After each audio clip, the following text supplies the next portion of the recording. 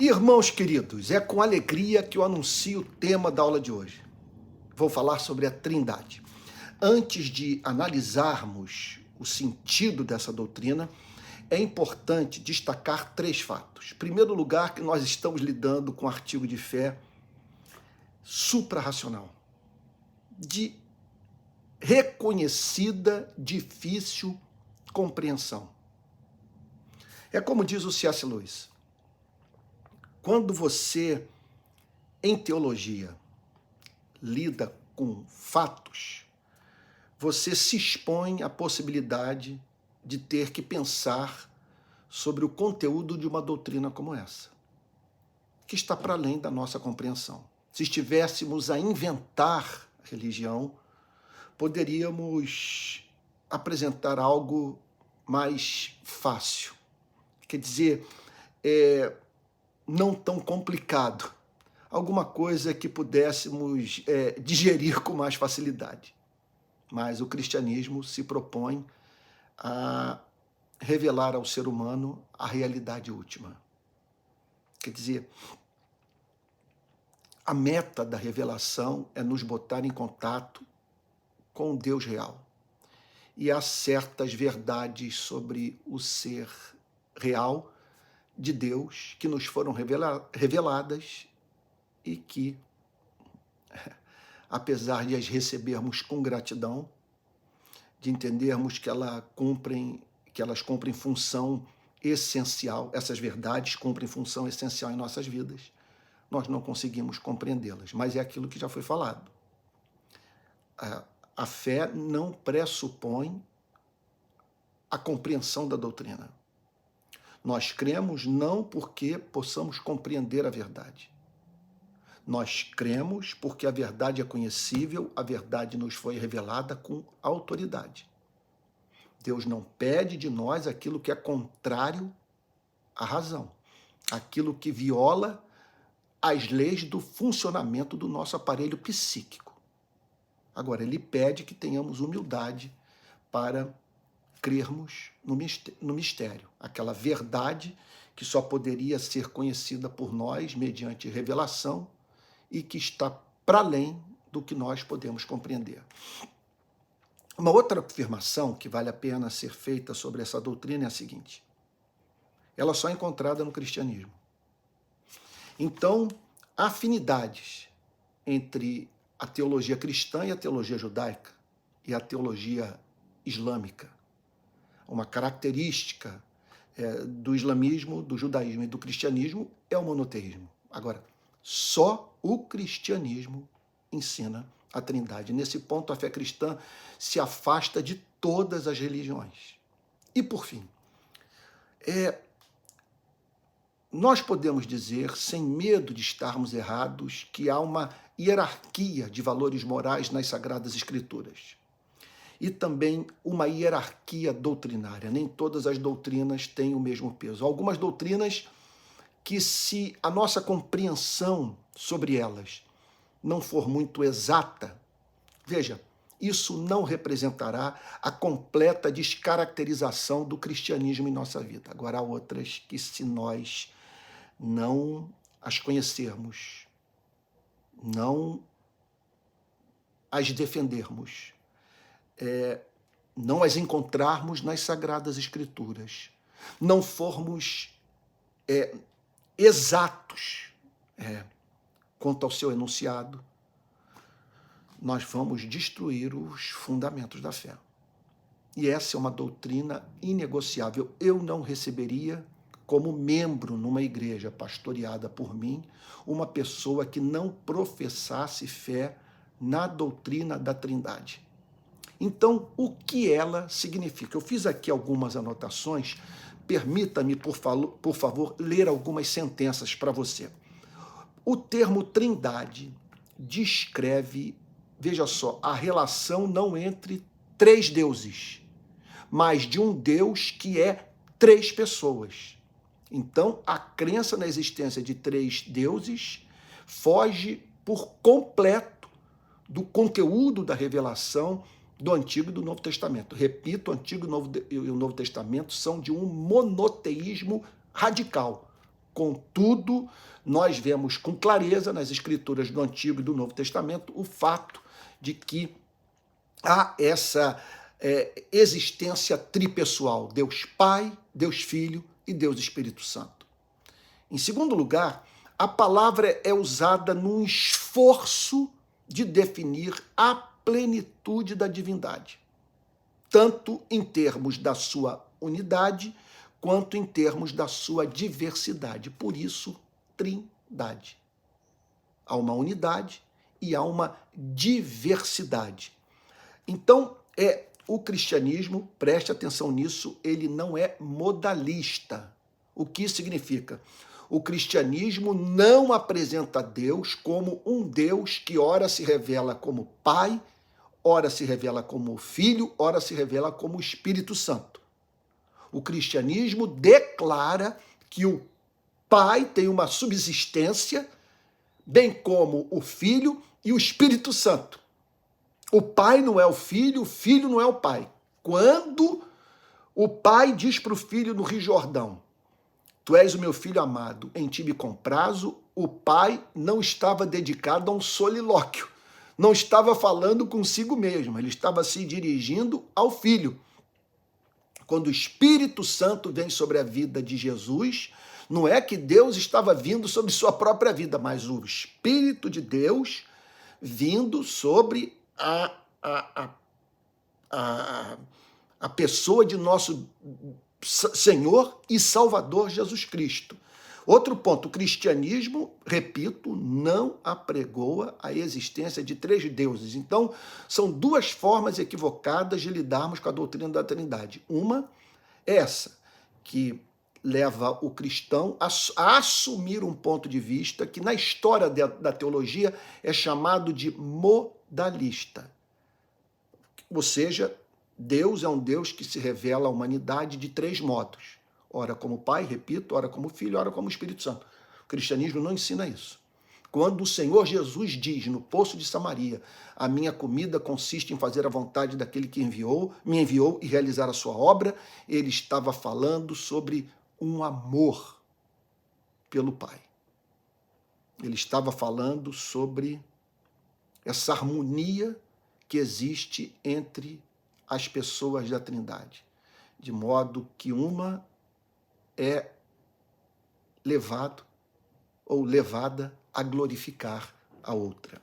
O termo pessoa, veja só, não significa distinção em essência, mas uma diferente subsistência na divindade.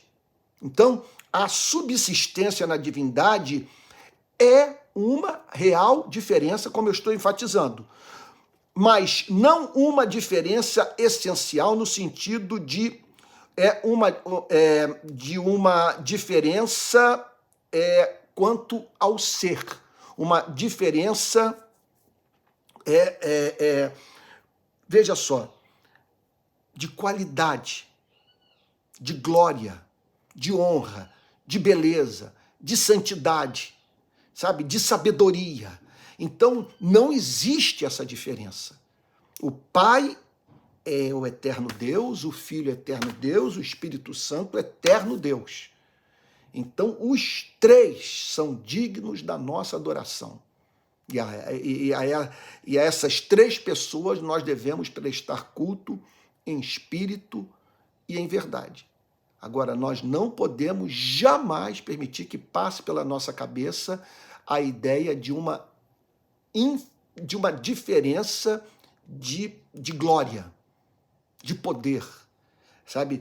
Que não passe pela nossa cabeça que é possível, por exemplo, à luz das Sagradas Escrituras, ser declarado que o Filho é inferior ao Pai, que o Espírito é inferior ao Filho. O que nós vemos é algo lindo que deveria ser imitado pelos homens.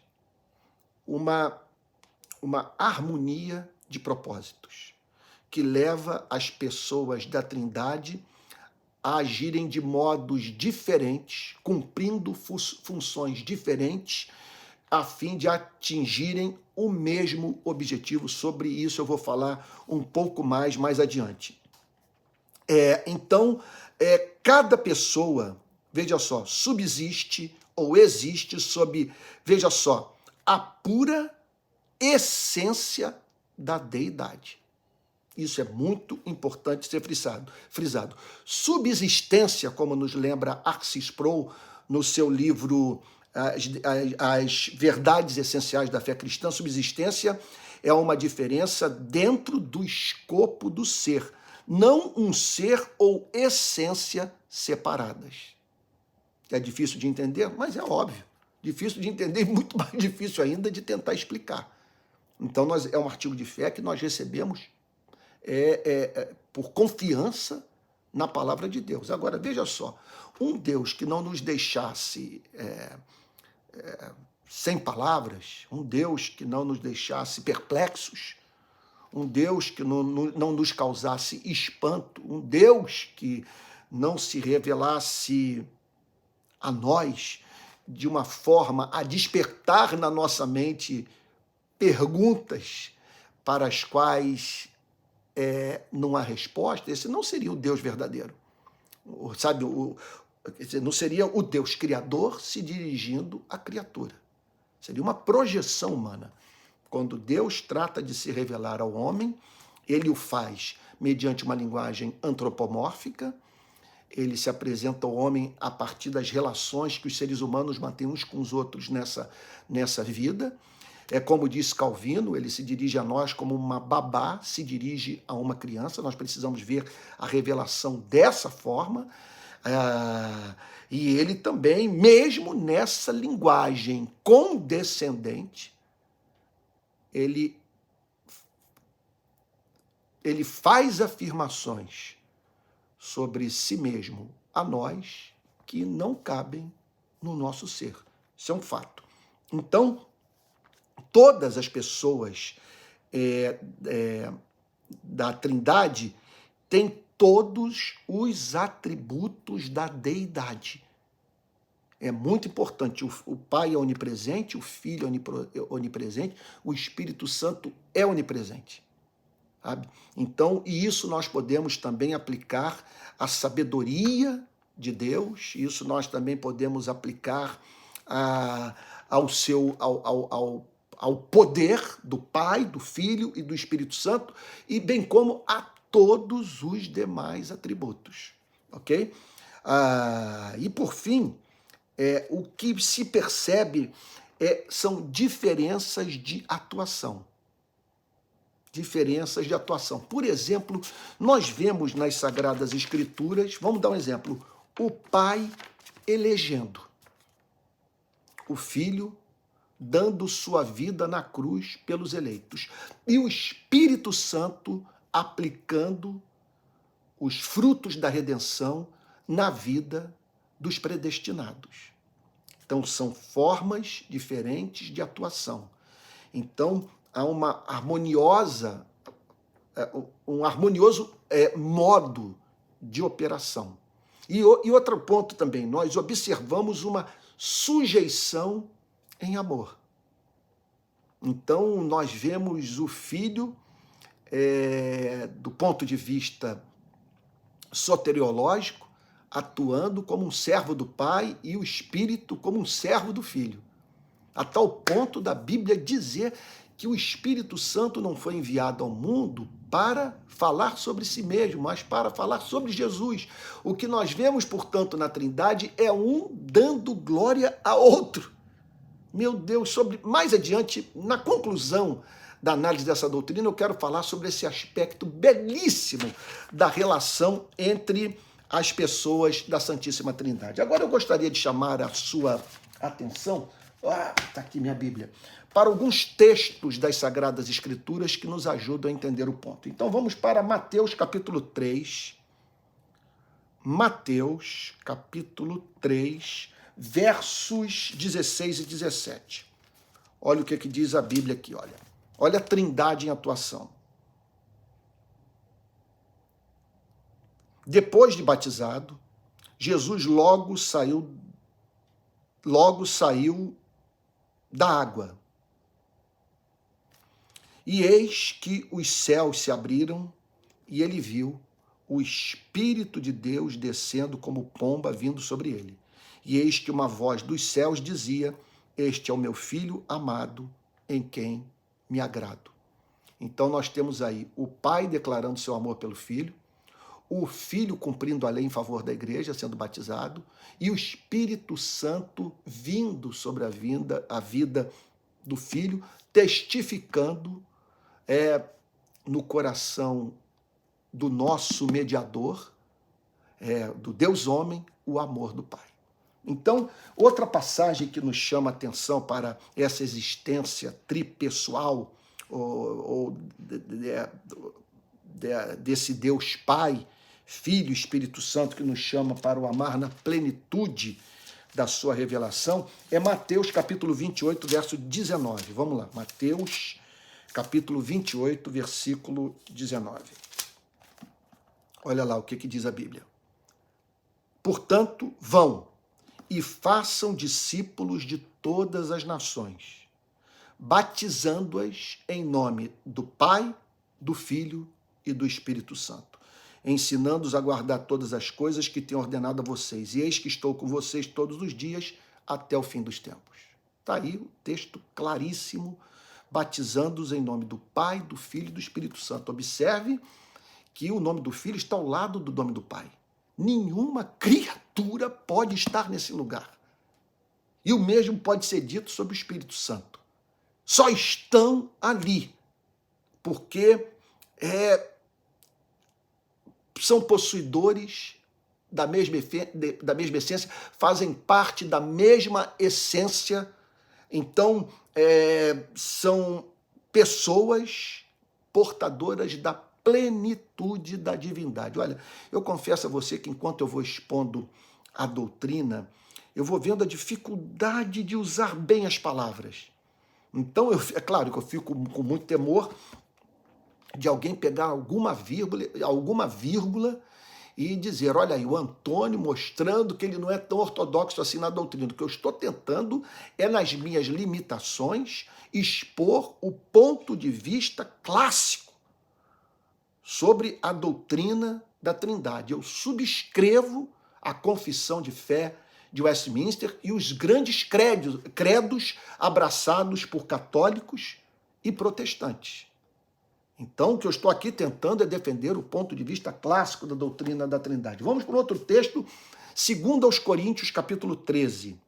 Segunda epístola de Paulo aos Coríntios, capítulo 13, ok? Versículo 14, que diz assim. Perdão, 2 aos Coríntios, capítulo 13, versículo 13. Não existe versículo 14 no capítulo 13 de 2 aos Coríntios. Então diz assim o verso 13. A graça do Senhor Jesus Cristo, o amor de Deus e a comunhão do Espírito Santo estejam com todos vocês. É evidente que jamais nós encontraríamos um versículo como esse se esse Deus não fosse trino. Nós estaríamos sendo escancaradamente induzidos à heresia. Aqui está uma ênfase muito clara, posta nessa doutrina. Aqui está, melhor dizendo, aqui está a revelação da doutrina. Batizando-os em nome do Pai, do Filho e do Espírito Santo. A graça do Senhor Jesus Cristo, o amor de Deus, o Pai, a comunhão do Espírito, estejam com todos vocês. Então, isso é lindo, porque está falando do amor ardente das três pessoas da Trindade. Né? E uma outra passagem, 1 Pedro, primeira epístola de Pedro, capítulo 1, versículo 2. Vamos lá? Primeira epístola de Pedro, capítulo 1, versículo 2, que diz assim, olha só. Eleitos segundo a presciência de Deus Pai, olha aí, em santificação do Espírito, para a obediência e a aspersão do sangue de Jesus Cristo. Mais uma vez, nós vemos aqui a Trindade, veja só, mas a Trindade em ação. E observe como cada pessoa da Santíssima Trindade executando um papel específico na sua e na minha redenção. Então diz o apóstolo Pedro, eleitos segundo a presciência de Deus Pai,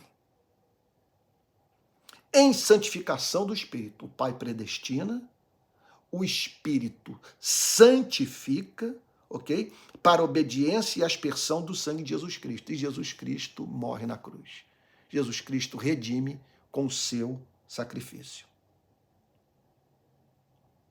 Bom, vamos pensar nas consequências práticas disso tudo, para a sua e para a minha vida. Bom, em primeiro lugar, nós nos deparamos com... vamos lá. Eu quero fazer 4 aplicações. Em primeiro lugar, nós nos deparamos como, assim, um paradigma, sabe? Para a forma como nós devemos viver na igreja. Observe como as pessoas da Trindade, sabe, se comportam. O amor do Pai pelo Filho, o amor do Filho pelo Pai. Sabe, o amor do Espírito Santo pelo Pai, pelo Filho, e assim por diante. Observe essa harmonia, observe o Filho se submetendo em amor à vontade do Pai. Observe o Espírito Santo vindo ao mundo para revelar a beleza do Filho. Que diferença seria na vida das nossas igrejas se nós vivêssemos assim, a partir da compreensão de quem somos, nos cingirmos com a toalha, pegarmos a bacia, a enchermos de água e lavar e lavarmos os pés dos nossos irmãos. Bom, segundo fato sobre essa doutrina, a felicidade de Deus. Deus é bem-aventurança eterna em si mesmo. Porque você pense num ser infinito em sensibilidade, em capacidade de perceber o belo, diante da referência absoluta da beleza. Sabe? Imagina, então pense no pai contemplando o filho contemplando o pai. Então pense nesse nível de comunicação, de harmonia, de amor. O Deus que existe é um Deus eternamente feliz. Nós não devemos sentir pena dele. E ele cria o universo a partir desse transbordamento de felicidade. Terceira implicação prática da doutrina da Trindade, a realidade do amor. Aqui estou eu me dirigindo para pessoas que estão dispostas a dar a vida pelos seus filhos, ou por pessoas que amam. Aqui estou eu me dirigindo para pessoas que já se apaixonaram, ou que estão apaixonadas, que já escreveram seus poemas, ou já ouviram canções que falam do amor da mulher pelo homem, do homem pela mulher, e que foram levados às lágrimas. Sabe? Então, estou falando de pessoas que olham para os seus filhos e dizem: aqui está alguém por quem eu sou capaz de doar a minha existência. De onde surgiu isso? Sabe? Portanto, nós amamos porque a realidade última é infinito pessoal. Nós amamos porque fomos criados à imagem e semelhança de um Deus de amor e que tem vivido a experiência do amor por toda a eternidade. O amor não nasce com o evolucionismo. O amor não é química, não é instinto gregário ou luta pela preservação da espécie. O amor tem um fundamento metafísico. Ele está estribado no ser desse Deus, Pai, Filho e Espírito Santo. Esse Deus que é capaz, portanto, de dizer: meu filho, em ti eu tenho deleite. A sua sujeição a mim me comove. E um filho que é capaz de dizer para o pai: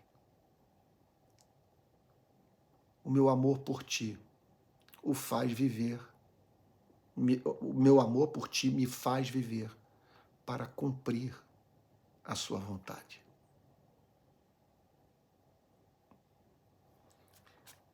Isso torna o universo aconchegante.